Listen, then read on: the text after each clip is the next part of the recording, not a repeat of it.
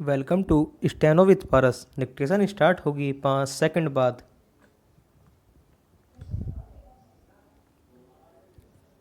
Start.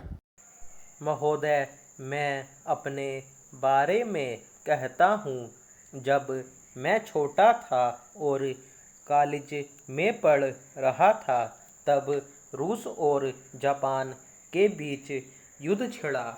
उस समय समाचार पत्रों में जापान के संबंध में बहुत सी बातें छपा करती थी। उनमें एक बात यह भी थी कि जापान में समूरिया जाति के लोगों ने अपने सब अधिकार वहाँ के राजा को दे दिए थे। उसके बाद जापान बड़ी उन्नति कर सका। हम लोग यह पढ़कर आश्चर्य और सराहना करते थे। उससे बढ़कर हमारे यहाँ के लोगों ने स्वराज्य स्थापित होने के बाद 1-2 वर्ष में एक उदाहरण उपस्थित करके दिखाया। हम भी अपने हजारों वर्षों के इतिहास को नहीं भूलेंगे। जो रियासतें अलग अलग स्थापित हो गई थी और एक प्रकार से भारत कई टुकड़ों में बटा हुआ था, वे सब टुकड़े एक हो गए। आज ब्रिटिश भारत और देसी रियासतें मिलकर एक हो गई हैं। पहला, उसके बाद हमारे सामने यह प्रश्न आया कि भारत के लोग केवल स्वराज्य से ही सुखी नहीं हो सकते, उनको किसी न किसी प्रकार सुखी बनाना है।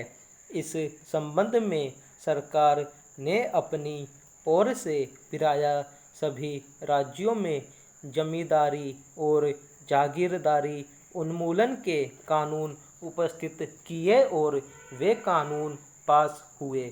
प्रसन्नता की बात तो यह है कि बहुत से स्थानों में कानून उन लोगों की स्वीकृति से तथा उन लोगों की सलाह से पास किए जिनकी जमींदारी और जागीरदारी समाप्त हो जानी थी।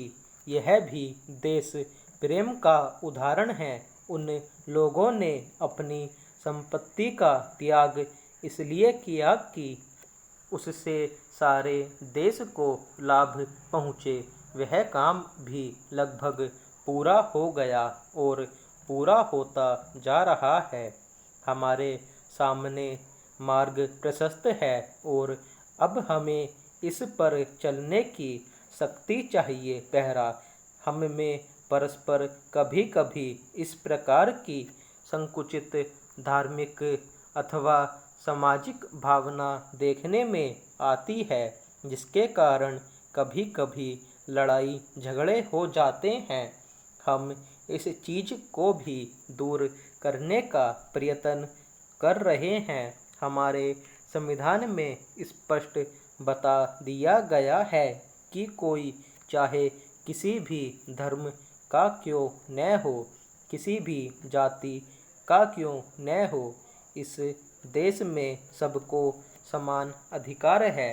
गरीब से गरीब आदमी को भी वही एक वोट देने का अधिकार है जो कि राजा साहब को है, या मुझे धर्म के नाम पर किसी प्रकार का भेदभाव नहीं किया जाता है।